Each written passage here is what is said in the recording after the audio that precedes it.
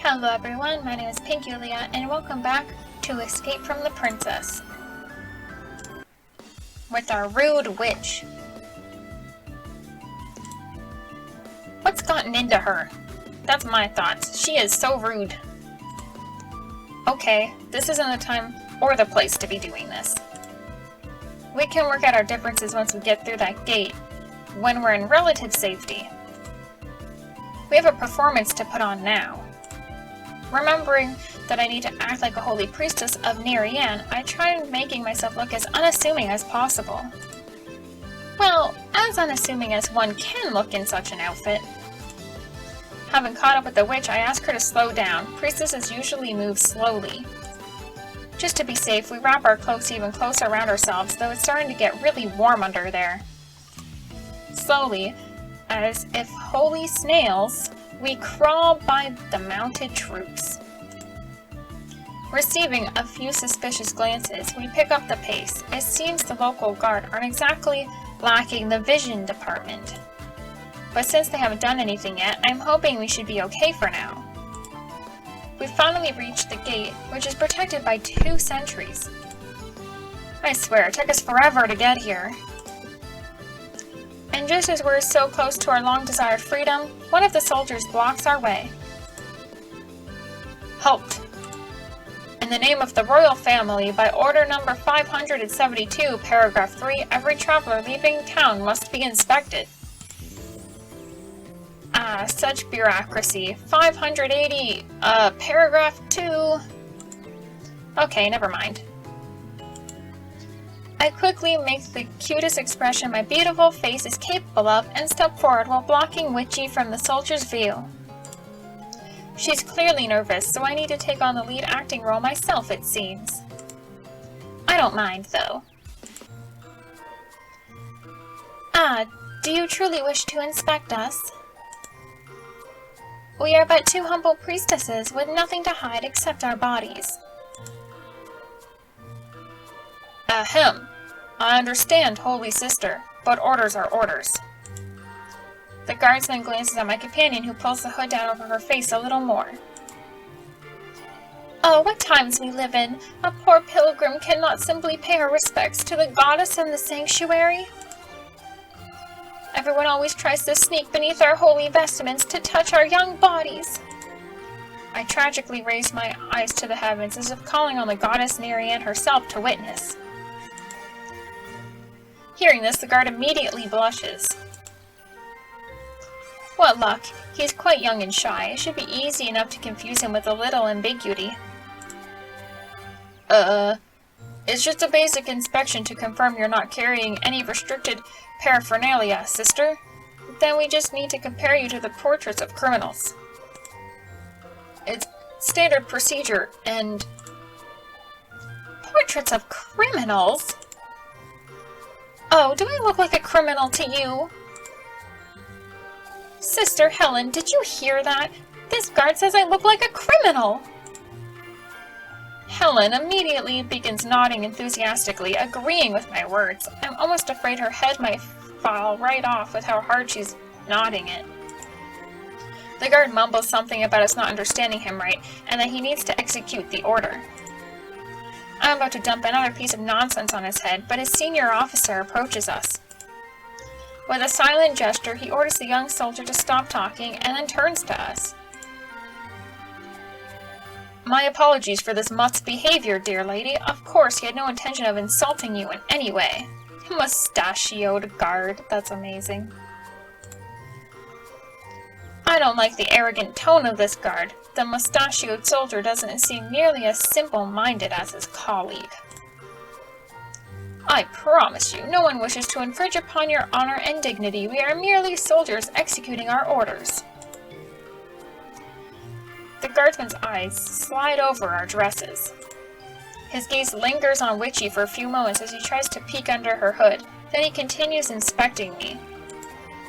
Following his gaze, I realize in horror that my cloak had flown open, and the men can now see that my sleeves of my dress are different colors. Boo! This is bad.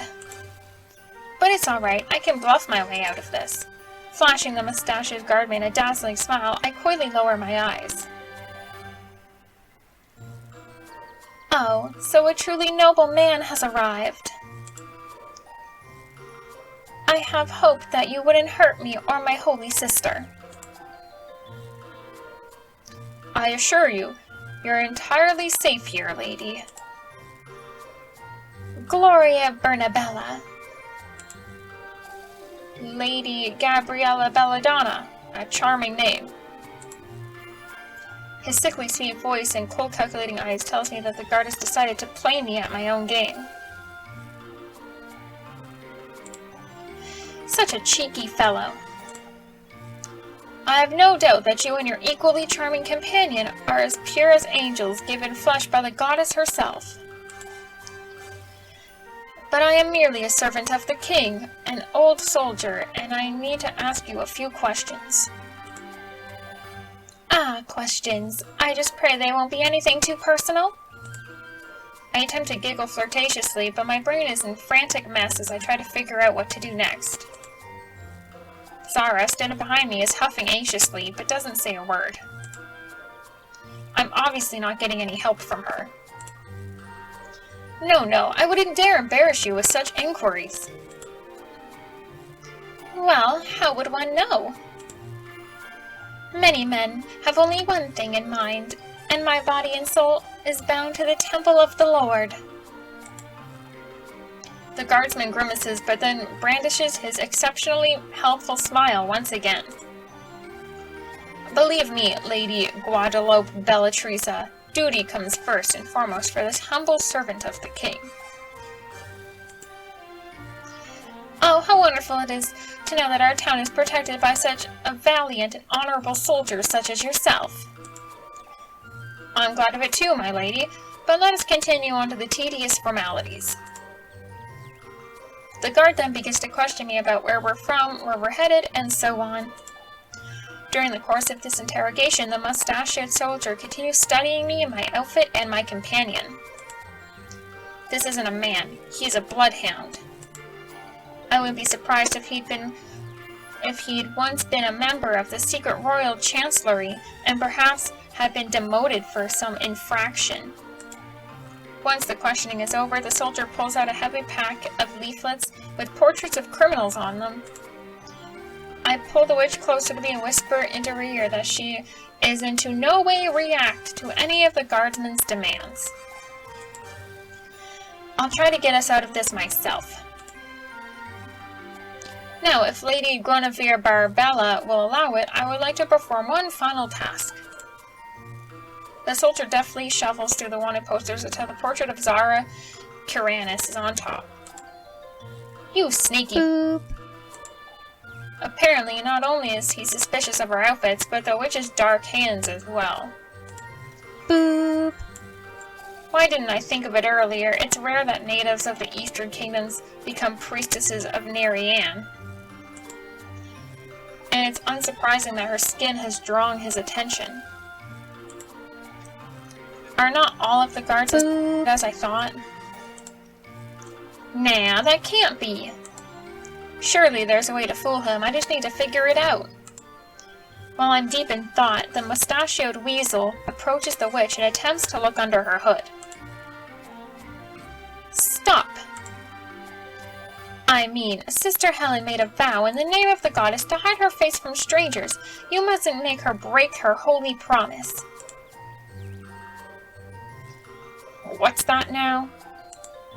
I've never heard of such a vow. Of course not. You're a soldier, not a priest. And the priests, I'll have you know, make all kinds of vows. Take Sister Desdemona, for example, a priestess of Trium who once... I'm sure that's a fascinating story, but I cannot disobey orders. Please understand, I'm simply a servant, and I must. The guardsman tries to lift the witch's hood, but she deftly dodges his attempt. That's enough. Sister Helen swore that she would not allow her face to be shown to another soul until the end of the Sabbath, and now she has vowed this before the goddess herself. Do you truly wish to make the poor thing break her oath? Oh, I can hardly imagine Nerianne's wrath, and what punishment she would inflict on this innocent girl for such a sin. Suddenly, I notice that the mounted guards are watching our performance. They're staring at us, visibly curious. These dances, this isn't a circus. I continue arguing with the guardsmen for quite some time over whether Sister Helen should show her face in defiance of her vow or not. I'm starting to wonder why the mustachioed cretin is tolerating this charade for as long as he has, instead of just pulling the hood from over the witch's face already. However, I quickly remember the wanted poster stating that force was not to be used in Zara's apprehension. And so she strongly grips onto her hood, making it impossible to remove it without force. Although the guard can't be sure she's the escapee everyone is looking for, he definitely suspects it's her. And this, therefore, handling the matter delicately. The mustachioed guardsman tries to get near the witch, but each time, as if by chance, I have been between him and his target. Finally, I see that he's grown tired of these games. And that's not good. The guardsman waves over a second soldier, then addresses me in a voice of a man who's no longer interested in this little charade. I see, Lady Henrietta Brynhilde, that you and your companion are as clean as a whistle. I would expect no less from holy maidens such as yourself. Oh, I'm glad to hear that you finally come to your senses. Now, may we move along? Prayers don't pray themselves, you know. Of course. But there's one last request I'd like to make. Last request? What would that be? My family has long honored the goddess Nerianne, and I would like to receive your blessing. And that's all? I'm about to sigh in relief, but I realize that I can't remember any prayers, especially not blessings. Watching the smile leave my face, the sneaky fellow sarcastically asks, Is there a problem? Are you not in a hurry to the sanctuary? One blessing, and you and your sister in faith are free to go. Boo! Sure, I could ramble off any nonsense as if it were a blessing. But what if the soldier isn't lying about his family worshipping Nerianne? If he knows the prayers by heart, I'll be easily outed as a fraud. Oh, of course, Nerianne blesses you and all the brave defenders of our kingdom. Now, if you please. I grabbed the witch by her sleeve and turned towards the gate. My apologies, but we're in a hurry. But what about the prayer? Prayer? What prayer? The soldier frowns, and I realize I'm not getting out of this that easily. Ah, the prayer. Okay, I got it. Approaching him, I raise my arms to the sky and begin muttering something inarticulately, occasionally raising my voice for a few words that I still remember. The witch, hoping to help, comes closer and whispers to me the few things that she knows about prayers herself, although it's honestly not much. We're so into our charade, we don't even notice when the second guard approaches Witchy from behind. One swift move and the hood has been removed from her face. It's her! It's the witch! Zara Karanis! Boop! Seize the false priestesses at once! The witch is frozen in shock and staring in horror at the surrounding guards, so I once again grab her hand and scream. Run! And drag her along after me. We don't have much hope for a successful escape, but if there's even the slightest chance, I won't give up. Once we're through the gate, I'm momentarily disoriented, with no idea what to do next. All I know is we can't let those guards get their hands on us. Ooh, pretty surroundings. Oh, what have I done to deserve all of this? I've always been such a good girl. It's all over. There's no hope for us now. We're done for. Stop freaking out. Nothing's over yet. The riders are going to catch us. We can't escape. Sewing those dresses was all your good idea. Witchy is right, but only partially. The horses do move faster than us, but they're not accustomed to narrow forest paths. I abruptly veer off the road into a dense thicket, dragging the witch along with me. We're now running like hell through the backwoods, and the riders quickly turn to follow. But I was right, the dense forest greatly slows them down. The horses keep having to break around obstacles while the heavy branches smack the soldiers in the face. Luck may not be on our side today, but the forest most certainly is. Having finally lost our pursuers, and just when I'm about to celebrate, I realize we aren't so lucky. My companion and I suddenly run into an open clearing. There's nowhere for us to run while the soldiers get here. But worst of all, the lake stretches out before us. We can't go back, and there's only water ahead. There's a wide open bridge that spans the lake before us, but it'd be a bad idea to cross it. The soldiers will easily see and continue to chase us across the river, the water being our only option if they reach us. I don't even have time to think about what to do when I hear the sound of approaching hooves behind us. Boo! What are we going to do now? Seeing that I'm at a loss, the witch listens for the approaching soldiers, then she hugs me tightly and pulls something from her pocket. And we will find out what that something is next time. Thank you so much for watching, and I will see you in the next video.